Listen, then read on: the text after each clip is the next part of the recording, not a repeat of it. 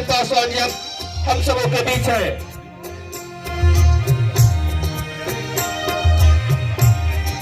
मैं आप सबों से आग्रह करता हूं कि आप सब लोग अपने अपने स्थान पर बैठ जाएं।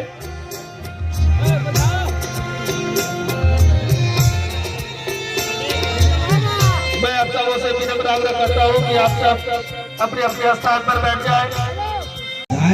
जो पेपर में है उसके हाथों तक पहुंचाने की व्यवस्था किया जाए। ये अचानक से नहीं, ये 9 अक्टूबर की बैठक, इस 9 अक्टूबर को नहीं, उससे पहले 2 महीना पहले से रेलवे बोर्ड के ट्रैफिक कमर्शियल डिपार्टमेंट के चाहे वो डायरेक्टर हो, अलग अलग सेक्रेटरी हूँ, श्रम मंत्रालय के सचिव हूँ, उन सभी के साथ 2 महीना से कंटिन्यू हमारी बैठक चली। और उसमें हमने आपके लिए श्रम मंत्रालय की तरफ से भी जो हमारा मेडिकल बेनिफिट है, सामाजिक सुरक्षा का है, वो श्रम मंत्रालय से भी मिले और रेल मंत्रालय से भी आपको मेडिकल फैसिलिटी मिले। हमारे माल गोदाम के श्रमिकों को कम से कम 10 से 15 रुपया 50 किलो सीमेंट की बोरी लोडिंग अनलोडिंग करके उसको पीस रेट के माध्यम से उसको वेतनमान मिले, उसको रेलवे पास की सुविधा हो। और मैं आज इस मंच के माध्यम से कहना चाहता हूं, हमारे माल गोदाम में हम श्रमिकों के लिए तो किए ही, हम साथ ही साथ अभी हमारा एक मिशन बना है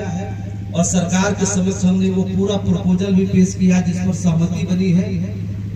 कि किस तरह से मालवाहक जो हमारा कंसाइनर है, जो आप लोगों को रोजगार देता है, रेलवे को मुनाफा देने का काम करती है, राजस्व करती है, वो मालवाहक के लिए किस तरह से एक बेहतर वातावरण में काम किया। जब हमारा डाटाबेस तैयार हुआ, अभी कहीं कहीं बाकी भी है, लेकिन 70% के करीब जब हम डाटाबेस कंप्लीट किए, उसके बाद सरकार को समर्पित किए। मांग तो सरकार माना था, लेकिन देश में उसको इम्प्लीमेंट, उस रजिस्ट्रेशन कंप्लीट होने के बाद करना था।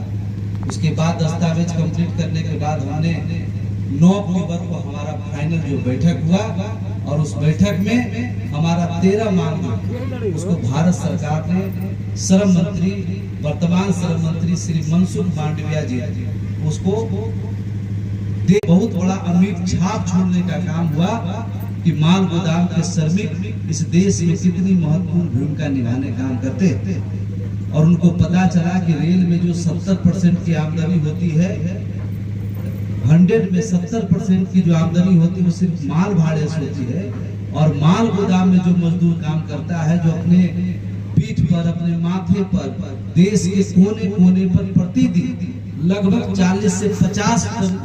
50 लाख टन माल देश के कोने कोने में भेजने की व्यवस्था जो जिसके कंधे पर है, जिसके माथे पर निर्भर करती है, उसी से 70% की आमदनी होती।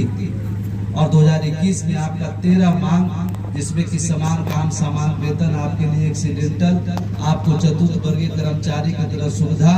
आपको पीस रेट के माध्यम से आपको वेतनमान, ये तमाम चीजें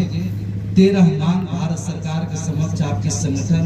ने रखा और भारत सरकार ने उसको स्वीकार करके उसको जायज करार देते हुए उसको समर्पित करने का काम।